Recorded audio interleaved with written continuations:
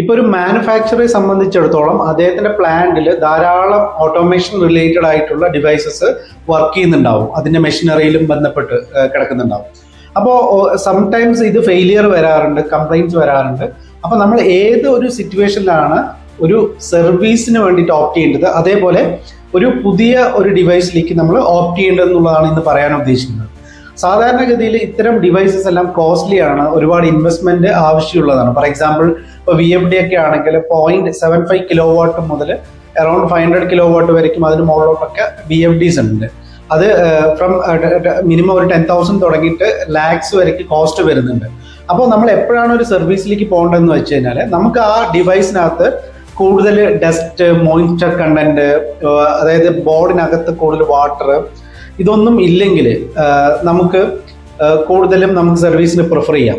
അതിനകത്ത് കൂടുതൽ ഡസ്റ്റ് ഉണ്ട്, കണ്ടീഷൻസ് കാണുമ്പോൾ തന്നെ നമുക്ക് ഒരു വേസ്റ്റ് കണ്ടീഷനിലാണ് നിൽക്കുന്നതെങ്കിൽ കഴിയുന്നതും അത് സർവീസ് ചെയ്യാതിരിക്കുന്നതാണ് നല്ലത്.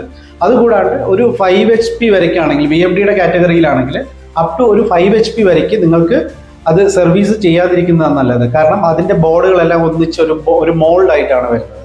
അപ്പൊ അതിന് പകരം നിങ്ങൾ എബോ ഒരു 5 HP ആണെങ്കിൽ മാത്രം സർവീസിന് പ്രിഫർ ചെയ്യുക, എങ്കിൽ മാത്രമേ നിങ്ങൾക്ക് അതൊരു റിട്ടേൺ ആയിട്ട് കിട്ടുള്ളൂ. നമ്മൾ സർവീസ് ചെയ്താലും കസ്റ്റമറിന്റെ ആംഗിളിൽ നമുക്കൊരു സേവിങ്സ് കിട്ടണമെങ്കിൽ എബോ 5 HP ആണെങ്കിൽ അത് സൂട്ടബിൾ ആയിട്ട് വരുന്നുള്ളൂ.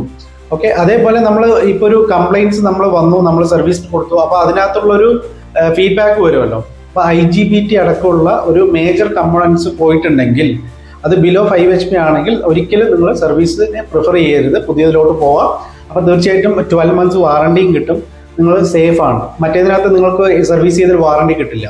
അതേപോലെ എബോ 5 HP ആണെങ്കിൽ തീർച്ചയായിട്ടും എന്ത് കംപ്ലൈൻറ്റ്സ് പോയിട്ടുണ്ടെങ്കിലും നിങ്ങൾക്ക് ഒരു 25 to 30%, അതായത് കമ്പയർ ടു പുതിയ ഒരു ഡിവൈസിനെ വെച്ച് ഒരു 30%-നുള്ളിൽ നിങ്ങൾക്ക് സർവീസ് ചെയ്തെടുക്കാൻ കഴിയുമെങ്കിൽ തീർച്ചയായിട്ടും സർവീസിന് പ്രിഫർ ചെയ്യാം. അതല്ല ഒരു 50% ആൻഡ് എബോ കോസ്റ്റ് ആണ് വരുന്നതെങ്കിൽ നിങ്ങൾ തീർച്ചയായിട്ടും പുതിയതിലോട്ട് പോകുന്നതാണ് ഏറ്റവും ബെറ്റർ. അത് PLC ആയിക്കോട്ടെ, VFD ആയിക്കോട്ടെ.